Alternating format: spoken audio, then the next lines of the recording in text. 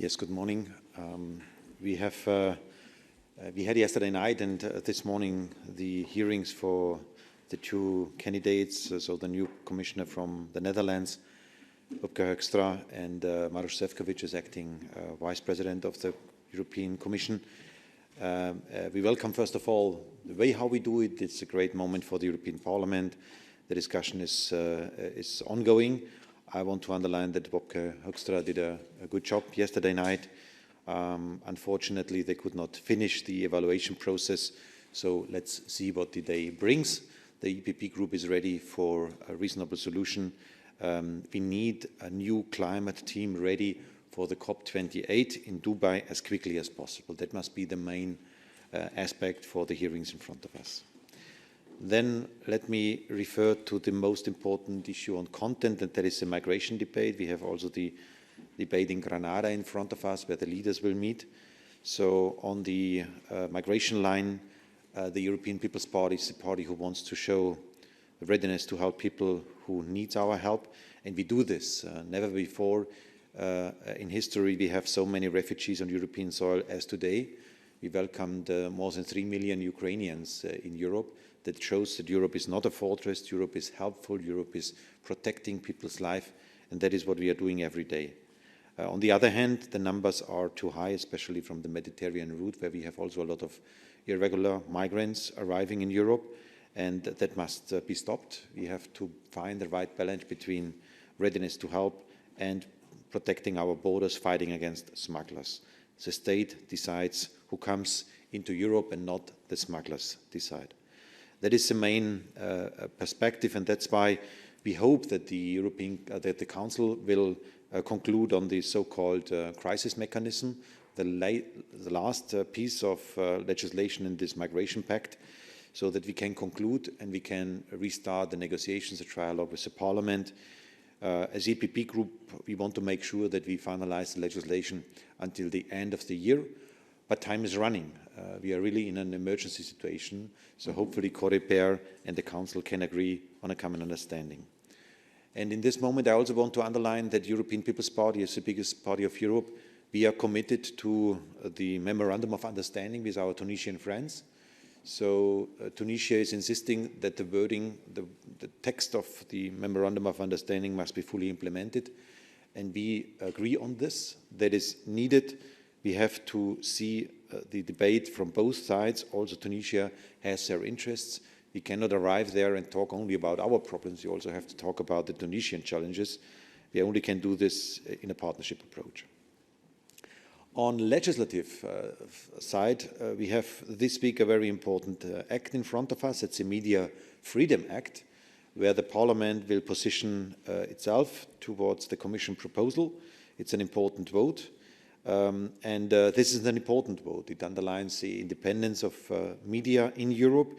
That's why the European People's Party fully support the mandate prepared by Sabine Verheyen and the colleagues from the CULT Committee. That is an important step to guarantee free media all over Europe.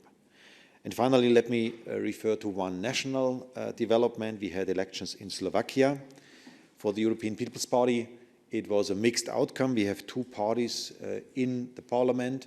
Two couldn't make the threshold, so it's a mixed outcome for us. But obviously the winner is a social democrat who says that Ukraine started the war. That is what Fico said publicly in his statements. Fico wants to stop sending weapons and rejects the sanctions of the European Union towards Russia. For us as EPP, there is no middle ground. Ukraine is fighting for freedom and for our values, and that's why we have to give the full support to our Ukrainian friends.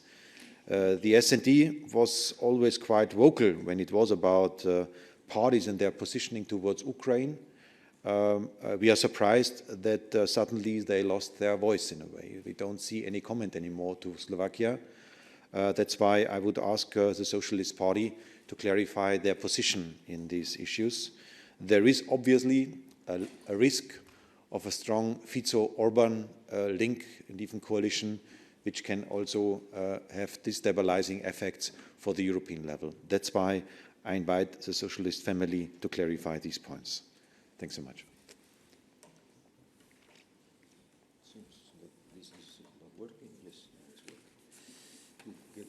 Questions?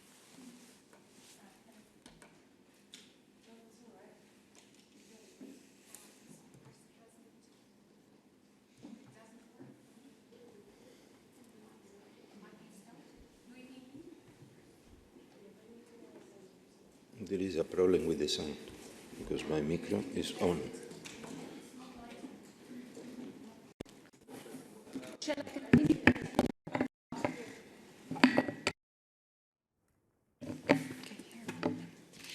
My first question is on our Media Freedom Act. If you are aware that there's a strong opposition among European editors, it's a growing opposition because they think that the wording is not ready, it's far too ambivalent. And first of all, are you aware of that? That more than 500 editors signed a call to work thoroughly on this text and avoid haste? And how you would react to that? Would you agree that it takes more time to avoid that it becomes impediment, because there are risks of impediment of press in the current text, as first question. And the second question is on migration, because you mentioned Tunisia, and on Monday, President of Tunisia rejected the deal with the European Commission, and he said that the amount of funds allocated is irrelevant to the initial promise. So my question is how you would react to that new situation, which is a blow to European Commission efforts. The first point is we have currently in the European Parliament an overall agreement on the text for today's vote. It's EPP, S&D, Renew is supportive on this. I want to do this also afterwards in the trialogue in an inclusive way, so when publishers also point out their positioning, it's absolutely welcomed. We want to find a solid position, but you know that sometimes all the interests are not always the same, so we have publishers' interests, we have also the journalists' interest about independence of doing my job as a journalist. So that's why let's find a solid balance, but we want to do this in an inclusive approach and to be ready to listen to all concerns on the table. And publishers are extremely important in this field. We need them. We need investors who are committed to do good journalism in Europe. And the Tunisian reaction now, I think we should not comment on all the steps now in front of us. What I want to say is that there is no reasonable alternative as to work together with our neighbors. There's no alternative to do so. And that's why the memorandum of understanding signed by both sides is the right way forward. It's the right way. I would even say it's a blueprint for other agreements in front of us. And that means that we have to be committed. I want to underline again that when I spoke with President Zayed a few weeks ago, we have to also listen to their concerns. We only speak about Tunisia when we talk about migration, but we don't talk about Tunisia when we are talking about investments of European business there to create jobs for Tunisian youth. That's why we have to bring things together and we have to listen to their concerns and their point of view. And that's why, again, we stick to this agreement. And if there is now a dispute between Tunisia and Europe about the implementation of the text signed, then let's sit together and find a solution. I am sticking to this agreement.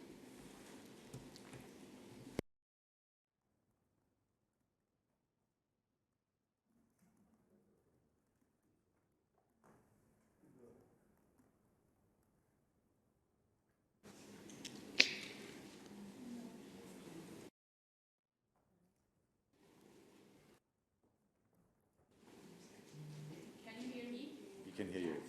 About translation? I have two questions, one on Tunisia. About the memorandum. Oh, good. About the memorandum. About the memorandum of understanding. Do you think Libya, what's happening with Libya, so the agreement that there is in place between the European Union and some Libyan authorities could be a pattern for the future relation with Tunisia? Smer and Slovakia. I would like to know whether you see a parallel between on what happened, for example, some years ago with the EPP and Orban. Thank you so much.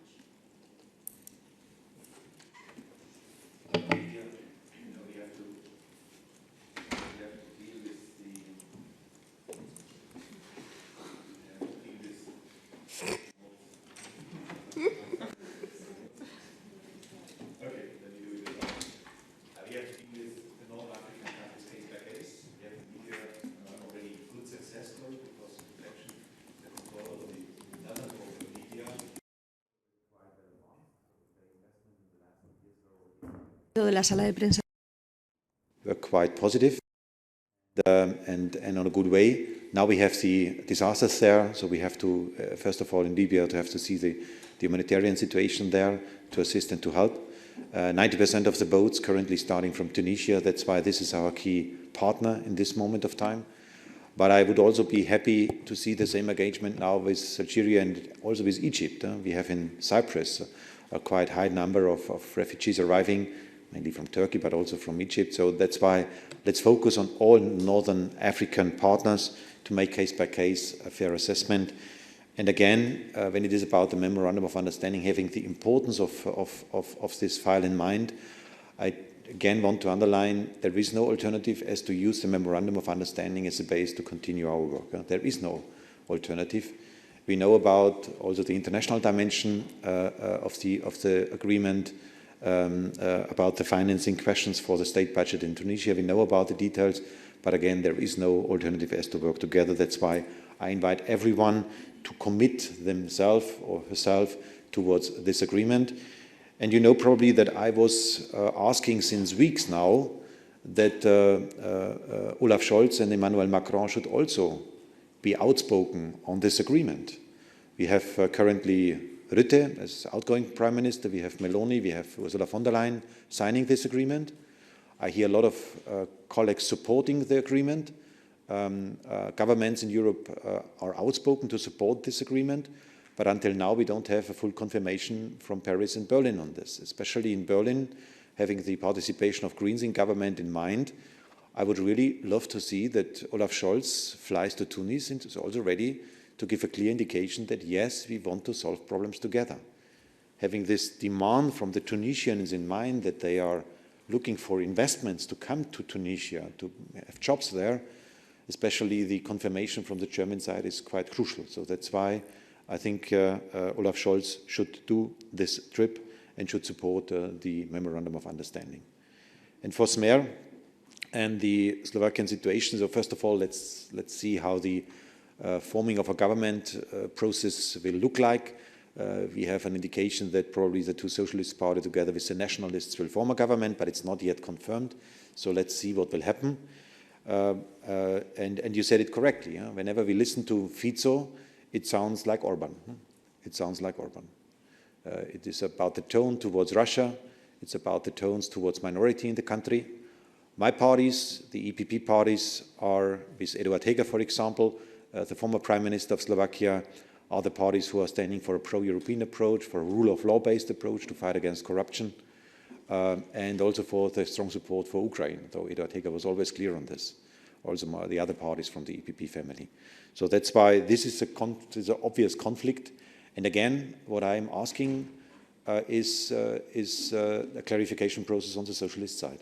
So what are they doing now with their own family member there?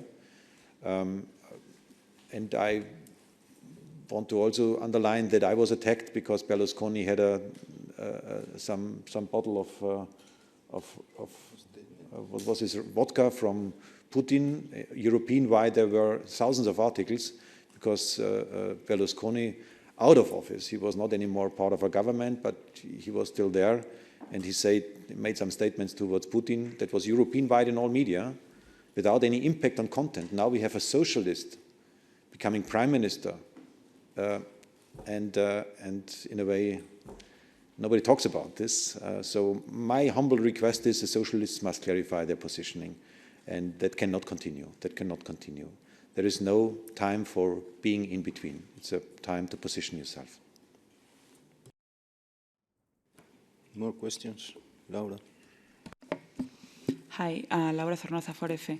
The Financial Times is reporting this morning that the European Commission could unblock up to 13 billion euro in aid for Hungary in exchange for Budapest's support on, well, Ukraine's aid and budget top-up. Does the Parliament think that Hungary has solved the concerns on rule of law issues that could grant the unblocking of the money? Thank you. Rule of law is not an issue which we can use for making any kind of deals on European level. Rule of law is basic. That's why we ask the European Commission to be very clear on the implementation of all the milestones proposed by the or implemented by the Hungarian authorities. So there we need a fair assessment, and then we can unblock or even still continue to block the funds. It must be based on the content, on the developments in Hungary. Is there any other question? Eddie? Thanks, Eddie Wax from Politico. Sorry I missed the beginning of the press conference, but are you disappointed that Commissioner-designate Wopke Hoekstra did not get a clear green light last night? And do you think that his possible confirmation is now bundled up with the confirmation of Maroš Šefčovič? And secondly, do you think that Maroš Šefčovič should give answers about his closeness to Robert Fico in Slovakia? Thanks. Well, on the two personalities, there is no doubt that both of them are capable to do their job. Maroš was already acting commissioner since decades now, and Wopke Hoekstra is also a professional politician who is European-minded, so there is no question on this. The rest has to be sorted out in the next upcoming days. The main message from my side is, having in mind that both of them are credible, are ready for the job, we should not waste time. We must prepare ourselves for COP28. That means that we have to be ready with our clear international role now, and that's why don't waste time. That is my message. It's possible to conclude this week. Sorry, can I just ask a quick follow-up? This week, so not today necessarily? This week, because the vote is foreseen for Thursday.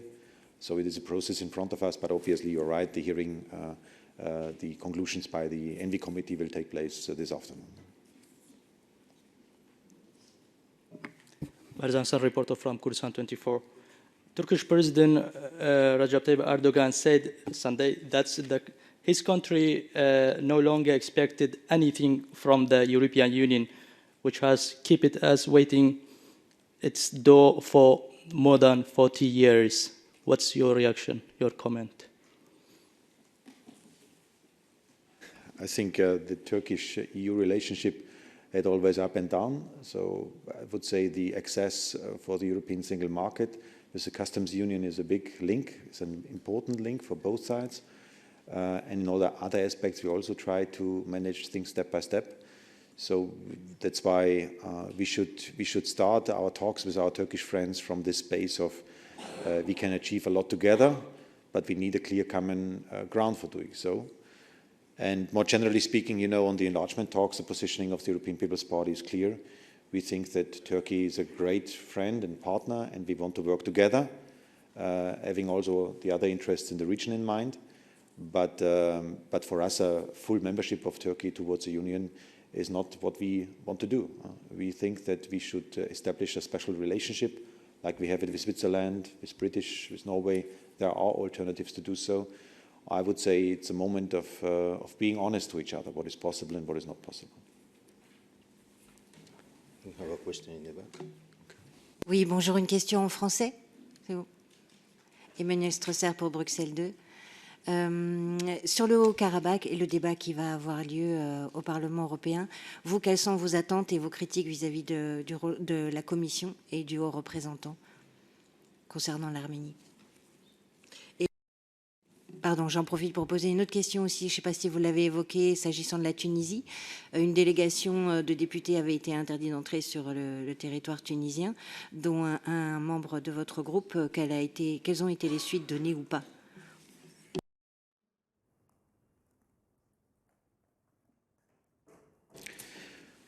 Well, on the trip to Tunisia, I ask our Tunisian friends to respect the elected members of the European Parliament, so to not allow them to enter into the country is not acceptable.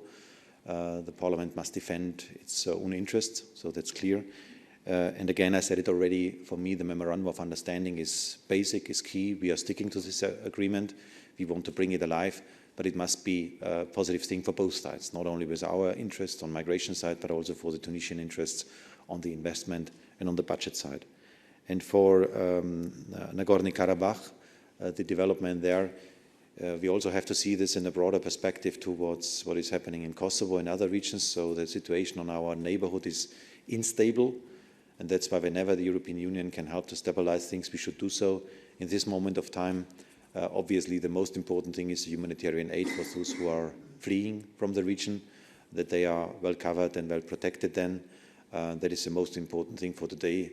And again, what we can do is to stabilize and to support a peaceful approach of talking to each other. That is what we have to do. Is there any other question? If it's not the case, thank you very much. Have a nice week.